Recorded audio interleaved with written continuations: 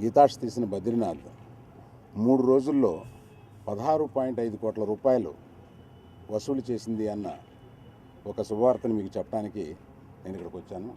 ఒక నిర్మాత ముందుకొచ్చి నా సినిమా 16.5 కోట్లు కలెక్ట్ చేసేసింది అని చెబితే అది అంత తేలికైన విషయం కాదు. దానికి ఒక వివరం కూడా ఇవ్వాలి. ఆ వివరం ఏంటంటే, ఈ సినిమా ఆంధ్రప్రదేశ్లో 14.15 crores, కర్ణాటకలో 1.6 crores, కేరళలో 0.75 crores అంటే 75 లక్షలు, టోటల్ ఏపీలో 14.15 అని చెప్పాను. అన్నీ కలిపి 16.5 కోట్లు అంటే 16.5 కోట్ల రూపాయలు వసూలు చేసిందని ఇవాళ పొద్దున్న తెలుసుకొని, ఇవాళ ఉదయం వరకు మనం కలుస్తామని ప్రెస్ మీట్ పెడతామని అనుకోలేదు. ఇవాళ ఉదయం ఆఫీస్కి వచ్చిన తర్వాత ఈ కలెక్షన్స్ చూసిన తర్వాత మళ్ళీ ఆంధ్రప్రదేశ్ అంతా కనుక్కుంటే సోమవారం ఉదయం కూడా, ఇది ట్రేడ్లో ఉన్న వారందరికీ తెలుస్తుంది, సోమవారం ఉదయం మార్నింగ్ షో ఎటువంటి సినిమా అయినా ఇంత బలంగా ఉన్నప్పుడు 200% అన్ని థియేటర్లు ఫుల్ అవ్వడం అనేది చాలా అరుదైన విషయం. ఇవాళ ఉదయం కనుక్కుంటే అన్ని థియేటర్లు ఆంధ్రప్రదేశ్లో ఇవాళ మార్నింగ్ షో హౌస్ఫుల్ అయ్యాయని తెలిసింది. కనుక ఒక్కొక్క సినిమాకి ఎందుకు ప్రారంభమవుతుందంటే ఎక్స్పెక్టేషన్. బహుశా నేను ఈ సినిమాకి మగధీరాన ఎక్స్పెక్టేషనో లేకపోతే ఒక మైథలాజికల్ ఎక్స్పెక్టేషనో ఏదో ఇంకొక డిఫరెంట్ పబ్లిసిటీతో మేము ఇచ్చినందువల్ల ఒక డిఫరెంట్ ఎక్స్పెక్టేషన్స్తో వచ్చి ఆ ఎక్స్పెక్టేషన్స్తో సినిమా చూసినందువల్ల మొదటి రోజున విరుద్ధంగా కొంత డివైడెడ్గా అనుకున్నా కూడా ఇది రెండో రోజుకి మూడో రోజుకి దీని పరిస్థితి వివరం అర్థమయ్యి ఒక గొప్ప సినిమాని చూసినట్టుగా తండోపతండాలుగా వచ్చి ఈ సినిమాని చూడడం అనేది మమ్మల్ని చాలా సంతోషపెట్టి, ఆ సంతోషకరమైన వార్త మిమ్మల్ని మీతో పంచుకోవడం కోసం ఇక్కడికి వచ్చాను. అదేమిటో కొన్ని కోయిన్సిడెన్స్ అనుకుంటామో, కొన్ని ఇలా జరుగుతాయి అనుకుంటామో తెలియదు. కానీ రాఘవేంద్రరావు గారు ఇతను మొట్టమొదటి సినిమా గంగోత్రి అని హిమాలయాల్లో ప్రారంభించారు. హిమాలయాలకి బన్నీకి విచిత్రమైన అనుభవం ఉంది. ఎందుకంటే అట్లా ప్రారంభించిన సినిమా మామూలుగా పూజ కూడా ఇక్కడ చేసుకుని నెమ్మదిగా మళ్ళీ హిమాలయాస్కి వెళ్ళి అక్కడ సినిమా తీస్తాం. కానీ హిమాలయాస్లోనే ఇతని బన్నీ యొక్క కెరీర్ పూజ ప్రారంభమైంది. గంగోత్రి తీయబడింది. రాఘవేంద్రరావు అత్యద్భుతంగా దాన్ని తీసి 100 రోజులు పైన ఆడిన చిత్రం. అతని సక్సెస్ఫుల్ కెరీర్ హిమాలయాలో ప్రారంభమై ఆ తర్వాత ఒక 45 రోజుల పాటు దేశముద్రు కూడా అక్కడ తీయబడింది. సో దేశముద్రు కూడా ఏంటి, నేను ఎప్పుడు వచ్చి హిమాలయాల్లో ఇలా రోజులు తరబడి ఉండిపోతూ ఉంటాను అని అనుకున్నాడు. అలాగే బద్రీనాథ్ అనే ఒక మహత్తర పుణ్యక్షేత్రం మీద ఈ సినిమా తీసేటప్పుడు దర్శకులు అడిగారు, అక్కడ ఈ సెట్స్ ఇవన్నీ ఇక్కడ వేసుకోవడం కన్నా కూడా మనం కష్టం నష్టం భరించి ఆ హిమాలయాల్లో ఈ సెట్స్ అన్నీ వేస్తే వచ్చే ఫీల్ కానీ, వచ్చే పవిత్రమైన ఆ ఫీల్ తోటి తీయాలని అంటే అక్కడ ఉన్న జూనియర్ ఆర్టిస్ట్ని, అక్కడున్న అట్మాస్ఫియర్ని, అక్కడున్న అవన్నీ అట్లాగే ఉపయోగిస్తూ బద్రీనాథ్ పక్కనే ఒక సెట్ వేసుకుని ఇలా తీద్దాం ఆ గుడి చుట్టూ అని అనుకుని అక్కడికి వెళ్ళి తీశారు.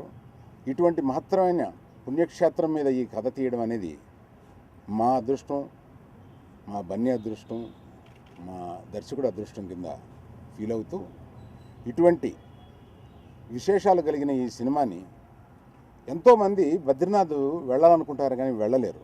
కానీ బద్రీనాథ్ ఎలా ఉంటుంది, బద్రీనాథ్లో దేవుడు ఎట్లా ఉంటాడు, బద్రీనాథ్లోని పుణ్యక్షేత్రంలోని మహిమలు ఎలా ఉంటాయి, ఇవన్నీ మహత్తరంగా చూపించిన ఈ సినిమా బద్రీనాథ్లో ఉండి చూసినట్టుగా ఆ కెమెరామెన్ వర్మ ఎంత అద్భుతంగా తీశాడంటే మనం నిజంగా అక్కడ ఉన్నట్టుగా ఉంటుందన్నమాట. సో ఆ దేవుణ్ణి దర్శించుకోలేని అనేక మంది ఈ సినిమా చూసి మేము బద్రీనాథ్ వెళ్ళినట్టుగా ఉందని చెప్తుంటే చాలా సంతోషంగా ఉంది.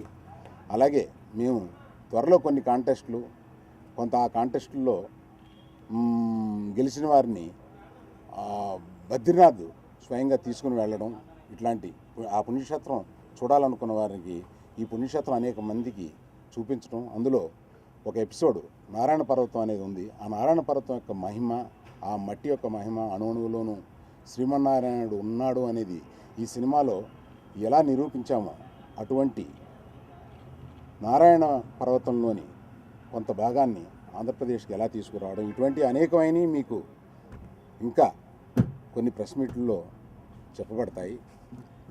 మొదటి వారం అయిన తర్వాత దర్శకుడు, హీరో అందరితో కలిపి నేను ఒక సక్సెస్ఫుల్ సినిమాకి ఒక ప్రెస్ మీట్ పెట్టాలని అనుకుంటున్నాము. దాన్ని బహుశా శని ఆదివారాల్లో పెట్టడం జరుగుతుంది. ఇదే బ్యానరు మగధీర తీసింది.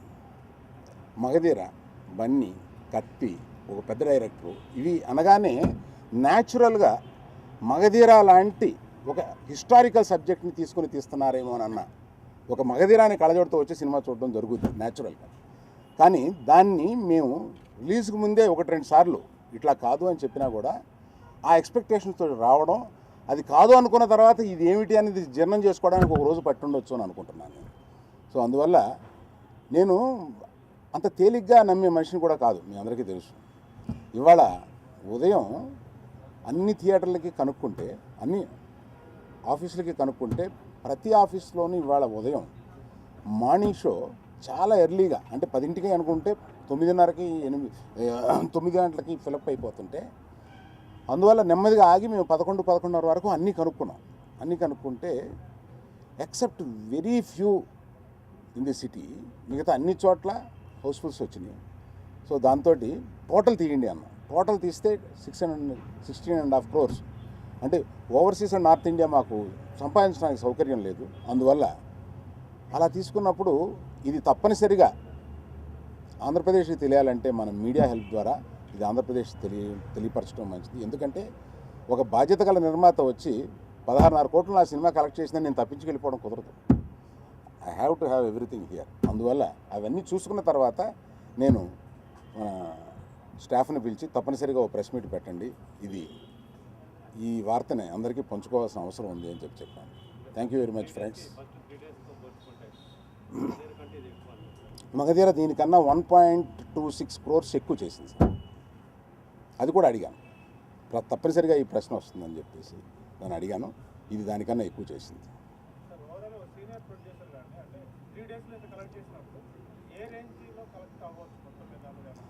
ఇది మీ ప్రశ్నకి సూటిగా నేను సమాధానం చెప్పడం అనేది బహుశా ఒక వారం 10 రోజుల్లో చెప్పగలుగుతాను. కానీ అప్రాక్సిమేట్గా ది బెస్ట్ ఫోరెన్ ఇండస్ట్రీల్లో ఇది నిలవడం ఖాయం. Thank you brothers.